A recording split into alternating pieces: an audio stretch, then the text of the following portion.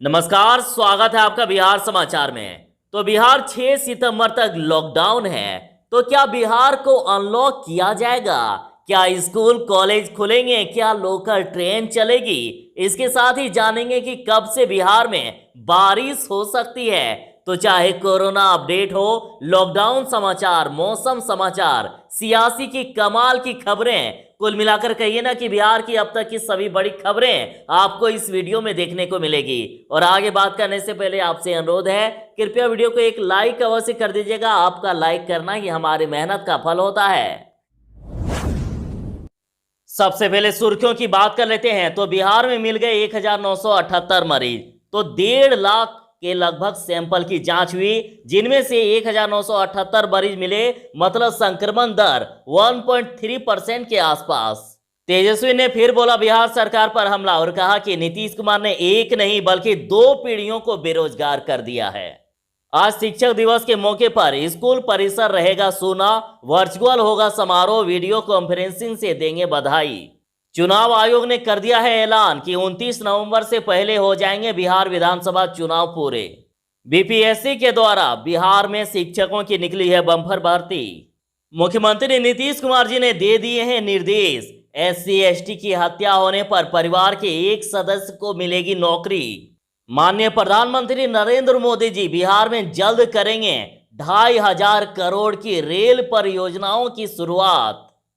बिहार के कई जिलों के लोग गर्मी से परेशान हो गए है ना। तो देखिए, बड़ी खबर आ गई। 72 घंटे तक पटना, गया समेत 17 जिलों में तेज बारिश का अलर्ट। SC या ST समुदाय के व्यक्ति की हत्या होने पर पीड़ित परिवार को नौकरी देने के बनाए गए कानून। तो जीतनराम मांझी जी बोले कि पूरे देश में लागू हो ये कानून। तो चलिए बात करते हैं खबरों को विस्तार से। बिहार 6 सितंबर तक लॉकडाउन है और आज हो चुके हैं 5 सितंबर। तो ऐसे में बड़ा सवाल, क्या बिहार में लॉकडाउन समाप्त हो जाएगा या आगे जारी रहेगा? तो देखिए, बड़ी खबर है। अनलॉक 4 के दिशा निर्देश में केंद्रीय गृह मंत्रालय ने साफ कर दिया है कि राज्य सरकारें अपनी मर्जी से अब कंटेनमेंट जोन के बाहर कोई लॉकडाउन नहीं लगा सकेगी। कंटेनमेंट जोन में 31 सितंबर तक लॉकडाउन है। बाकी जगहों पर लॉकडाउन राज्य सरकार अपनी मर्जी से नहीं लगा सकेगी। लॉकडाउन के लिए केंद्र सरकार से अनुमति लेनी होगी। और बिहार में फिलहाल रोजाना 1 लाख से ज्यादा सैंपलों की जांच हुई है। और देखिए, बीते दिन 1.5 लाख सैंपलों की जांच हुई और इनमें से 1978 मरीज पॉजिटिव पाए गए, मतलब 1.3% लगभग पॉजिटिव पाए गए। तो इससे भी अनुमान लगाया जा रहा है कि अब बिहार में लॉकडाउन समाप्त कर देना चाहिए। और लॉकडाउन को लेकर आपकी क्या राय है? आप कमेंट में जरूर ही बताइएगा कि लॉकडाउन लागू रहना चाहिए या समाप्त कर देना चाहिए। गुरुर् ब्रह्मा गुरुर् विष्णु गुरुर्देवो महेश्वर गुरुर् साक्षात परम ब्रह्म तस्मै श्री गुरुवे नमः। आज 5 सितंबर शिक्षक दिवस के मौके पर आप सभी गुरुजनों को हमारा नमस्कार। तो खबर आ रही कि शिक्षक दिवस में स्कूल परिसर रहेगा सूना, वर्चुअल होगा समारोह और वीडियो कॉन्फ्रेंसिंग से देंगे बधाई। कोरोना का असर शिक्षक दिवस समारोह पर भी होगा। न तो स्कूल का क्लासरूम सजेगा, न बच्चे आएंगे, न समारोह होगा और न ही पांव छूकर बच्चे अपने शिक्षक से आशीर्वाद ले सकेंगे। तो इस बार शिक्षक दिवस समारोह कार्यक्रम स्कूलों को वर्चुअल करना होगा और पटना जिला शिक्षा पदाधिकारी ने इसकी सूचना तमाम स्कूलों को दे दी है। सभी स्कूल में वर्चुअल आयोजन किया जाएगा। वहीं कुछ निजी स्कूल हैं जहां शिक्षकों को बुलाया गया है, शिक्षकों को पुरस्कृत किए जाने के लिए।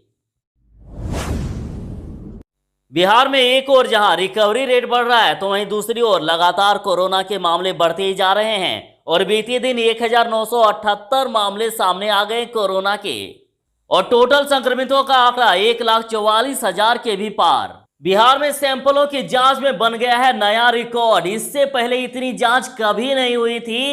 एक दिन में 1.5 लाख से भी ज्यादा जांच कर दी गई। तो वहीं 1,978 नए संक्रमितों की पहचान हुई। तो वहीं पिछले 24 घंटे में 1,435 मरीज ठीक हो गए और टोटल अभी तक 1,26,411 मरीज ठीक हो चुके हैं और पिछले 24 घंटे में 13 लोगों की मौत हो गई और टोटल अभी तक बिहार में 741 लोग कोरोना से जान गंवा चुके हैं। और बीते दिन बिहार में सबसे ज्यादा पटना से 263 नए संक्रमितों की पहचान की गई।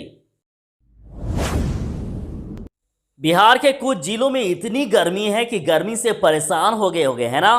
तो देखिए बड़ी खबर आ गई, 72 घंटे तक पटना गया समेत 17 जिलों में तेज बारिश का अलर्ट।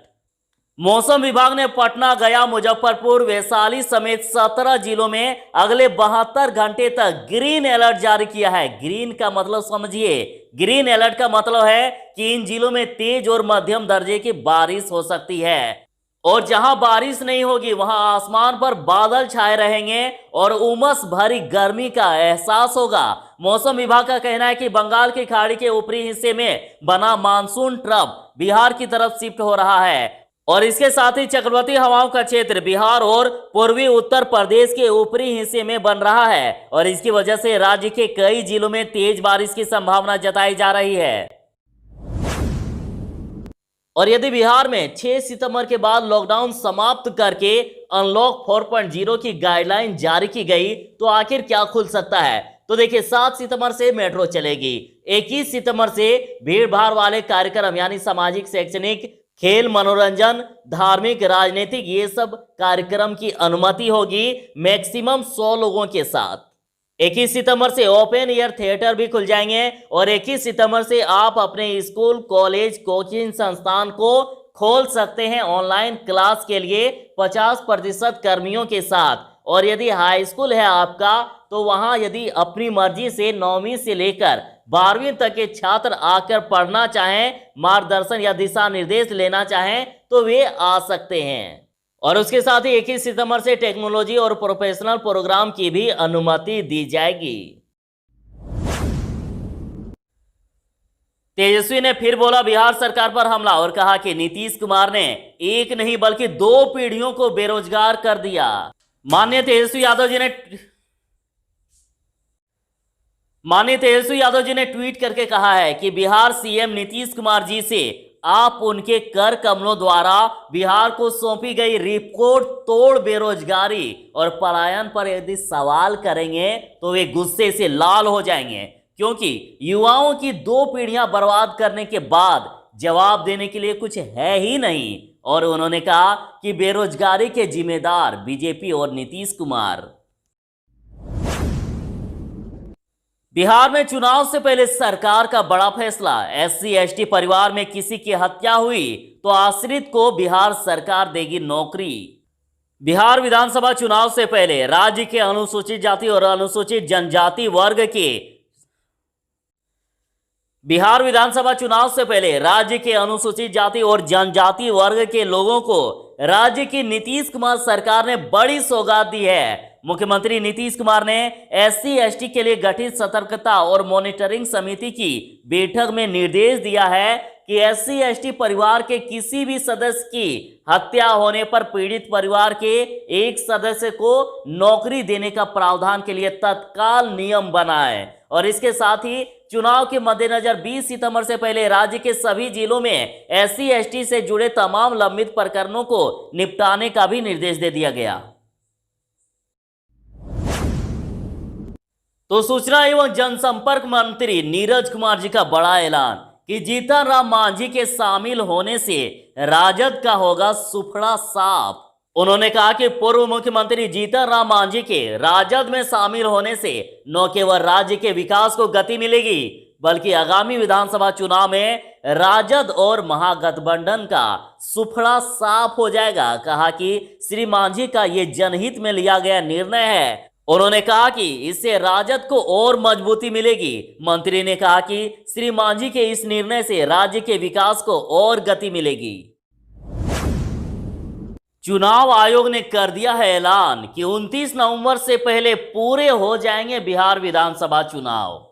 भारत निर्वाचन आयोग ने कहा है कि बिहार विधानसभा चुनाव की तारीखों का ऐलान सही समय पर किया जाएगा और आयोग बिहार चुनाव के समय ही 65 सीटों पर उपचुनाव भी कराने की तैयारी कर रही है। और चुनाव आयोग के मुताबिक बिहार विधानसभा चुनाव को 29 नवंबर 2020 से पहले पूरा कर लेना है और उसी समय के आसपास विभिन्न राज्यों की 64 विधानसभा और 1 लोकसभा सीट पर उपचुनाव कराया जाएगा। हम बिहार वालों के लिए कोरोना को लेकर बड़ी राहत की खबर। 14 जिलों में स्वस्थ होने की दर 90% से भी ज्यादा है। बिहार में कोरोना संक्रमित तेजी से स्वस्थ हो रहे हैं और बिहार के 13 जिलों में कोरोना संक्रमित की स्वस्थ होने की दर 90% से भी अधिक हो गई है। बिहार के इन जिलों में 90% से भी ज्यादा है रिकवरी रेट, जैसे कि बेगूसराय, बक्सर, जहानाबाद, कैमूर, कटिहार, खगड़िया, लखीसराय, मुंगेर, नालंदा, नवादा, रोहतास, शेखपुरा, सीतामढ़ी, वैशाली। तो यहाँ पर 90% से भी ज्यादा रिकवरी रेट। तो वहीं पर बिहार के 22 जिले ऐसे हैं जहां 80% से भी ज्यादा है स्वस्थ होने की दर। बिहार में निकली बम्पर भर्ती। बीपीएससी रिक्वायरमेंट द्वारा यानी बिहार लोक सेवा आयोग ने इंजीनियरिंग कॉलेजों में प्रधानाध्यापक भर्ती के लिए आवेदन मांगे हैं। बीपीएससी ने राज्य के विज्ञान एवं प्रौद्योगिकी विभाग बिहार के अंतर्गत इंजीनियरिंग कॉलेज में प्रधानाध्यापक इलेक्ट्रॉनिक्स एंड कम्युनिकेशन इंजीनियरिंग के कुल 18 पदों पर नियुक्ति हेतु योग्य उम्मीदवारों से आवेदन आमंत्रित किए हैं। कुल 18 पद हैं और 4 सितंबर से लेकर 21 सितंबर तक डेट दिया गया है फॉर्म भरने के लिए। 25 सितंबर तक है शुल्क जमा करने की अंतिम तारीख। आपको बता दूं कि सामान्य कैटेगरी के लिए 100 रुपया लगेगा। ऑफिशियल वेबसाइट बता देता हूं www.bpsc.bis.nic.in। चिराग पर हमलावर हुए जीतन राम मांझी और कहा कि अब आरजेडी और कांग्रेस को भी एलजेपी के अगले पैंतरे का इंतजार। हम के राष्ट्रीय अध्यक्ष जीतन राम मांझी जी ने लोक जनशक्ति पार्टी यानी एलजेपी अध्यक्ष चिराग पासवान को चेतावनी दी है कि वे नीतीश कुमार के खिलाफ नहीं जाएं और अब इस पर एलजेपी की प्रतिक्रिया का सबको इंतजार है। और चिराग पासवान अभी चुप हैं और वे संकेतों में संकल्प का एहसास करा रहे हैं और इससे आरजेडी और कांग्रेस की आस थोड़ी मजबूत हुई है।